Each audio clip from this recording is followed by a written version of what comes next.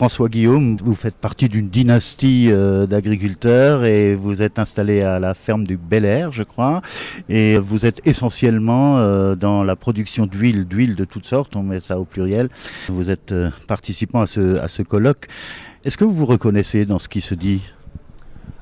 Alors oui, bonjour, donc dynastie c'est un bien grand mot, c'est vrai que je suis la 10e génération d'agriculteurs à Landroff, donc on participe effectivement aux assises d'agriculture. Donc nous, on a diversifié une partie de notre production il y a maintenant 5 ans. C'est vrai qu'on se reconnaît dans le cadre de la diversification avec les autres agriculteurs. Par contre, on a aujourd'hui des réserves par rapport aux difficultés.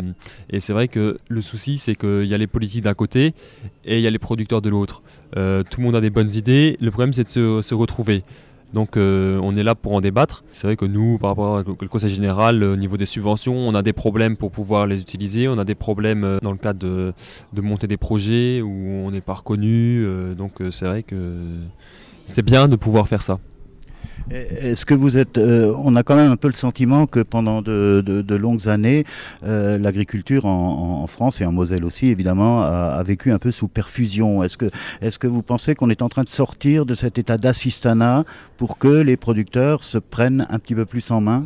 Malheureusement, j'ai l'impression, avec mon peu d'expérience, qu'on va toujours un peu dans les extrêmes. On est parti d'une agriculture totalement subventionnée jusque dans les années 90. Après la PAC, on a été laissé, on était toujours subventionné, mais pas de la même façon.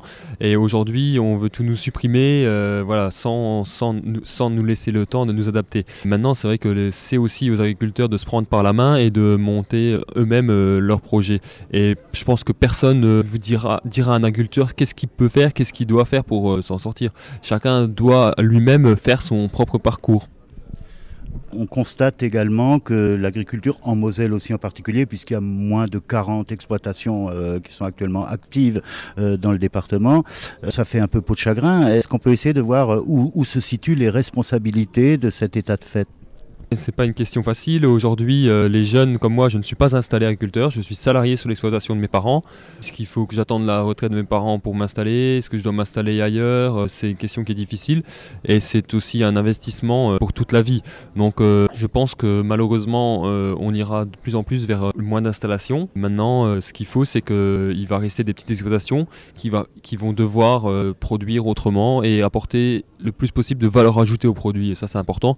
Mais il n'y a pas que le travail, il n'y a pas que élever des animaux, il y a aussi, on peut accueillir des gens à la ferme, on peut faire du gîte à la ferme, faire des accueils d'enfants. Ça, c'est peut-être pas des quintaux dans la benne, mais c'est tout aussi valorisant pour la personne, et c'est valorisant aussi au niveau financier. Précisément, est-ce que vous vous intégrez bien dans cette espèce d'association entre agriculture et tourisme ? Qu'est-ce que vous faites pour ça ? Parce que je sais que vous faites aussi des portes ouvertes chez vous. Oui, mais alors tout le monde se plaint aujourd'hui qu'il n'y a pas assez de travail, qu'il n'y a pas assez de ci, de ça. Moi je vais vous dire, sur l'exploitation aujourd'hui, on a trop de travail par rapport... on n'a presque pas assez de main d'œuvre. Bon, on a des stagiaires, j'embauche, on a du monde qui travaille sur la ferme. Moi, mon frère qui est apprenti.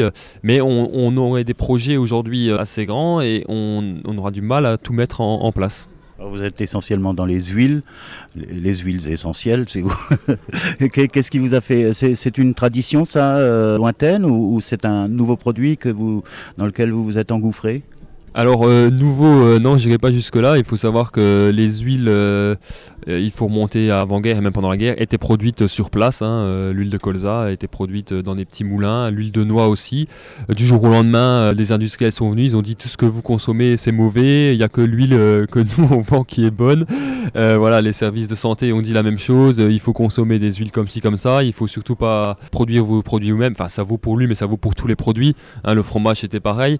Et donc nous, on s'est dit un jour, tiens, on produit du colza, mais au fond, à quoi ça sert le colza ? Ça sert à faire de l'huile, alors pourquoi est-ce qu'on n'essayerait pas ?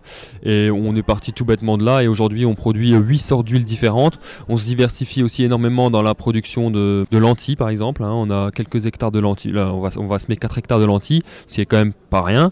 On produit du chanvre, on produit, et on a d'autres projets encore. Là on vient de finir de récolter nos courges.